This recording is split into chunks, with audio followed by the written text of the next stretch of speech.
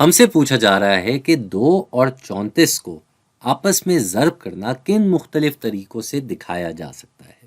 ان طریقوں کا جواب نکال کے دکھائیں۔ تو بھائی 34 ہے اور 2 ہے، تو ایک طریقہ تو یہ ہے کہ ہم 34 کو 2 سے ضرب کر دیتے ہیں، بھائی جیسے دیا ہوا ہے ویسے ہی کام کر لیتے ہیں۔ 34 کو ہم 2 سے ضرب کر لیتے ہیں۔ اس کا کیا طریقہ ہوگا بھائی؟ یہ ہوگا کہ بھائی 2 پہلے 4 سے ضرب ہوگا، اور 2/4 ہوتا ہے 8، اور پھر 2 اس 3 سے ضرب ہوگا، تو 2/3 ہوتا ہے 6۔ تو یہاں ہمارا جواب آ جائے گا 68۔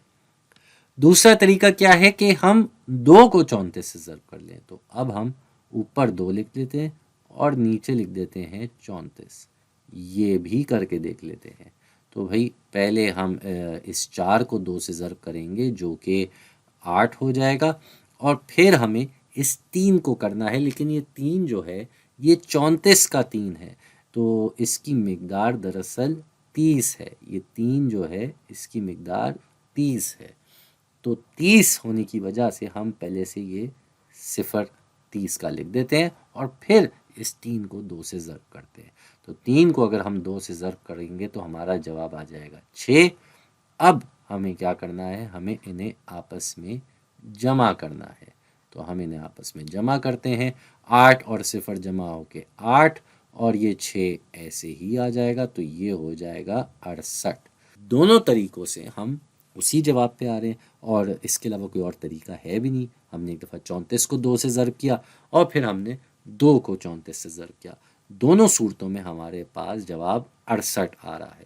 2 کو 34 سے ضرب کرنے میں بھی یہی جواب آ رہا ہے، اور 34 کو 2 سے ضرب کرتے ہوئے بھی یہی جواب آ رہا ہے۔ اس کا مطلب یہ ہوا کہ جب ہم ضرب کا کام کر رہے ہوتے ہیں تو نمبروں کی ترتیب، یہ ضرب ہونے والے نمبروں کی ترتیب بدلنے سے جواب پہ کوئی فرق نہیں پڑتا۔ آپ 2/3 کریں یا 3/2 کریں، دونوں صورتوں میں جواب 6 ہی آنا ہے۔ ٹھیک اسی طرح آپ 34/2 کریں تب بھی 68 آیا، اور 2/34 کیا تب بھی 68 آیا۔ تو یہ ترتیب بدلنے سے کوئی فرق نہیں پڑا، اور یہ بہت اہم اصول ہے، اس کو آپ یاد رکھیے گا۔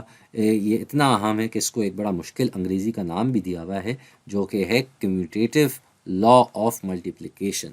کمیوٹیٹو لا یہی بات کہتا ہے، یہی اصول ہے کہ ترتیب بدلنے سے ضرب کرتے وقت کوئی فرق نہیں پڑتا۔ جو ضرب ہونے والے نمبر ہیں ان کی آپ ترتیب بدلیں گے تو آپ کے جواب پہ کوئی فرق نہیں آئے گا۔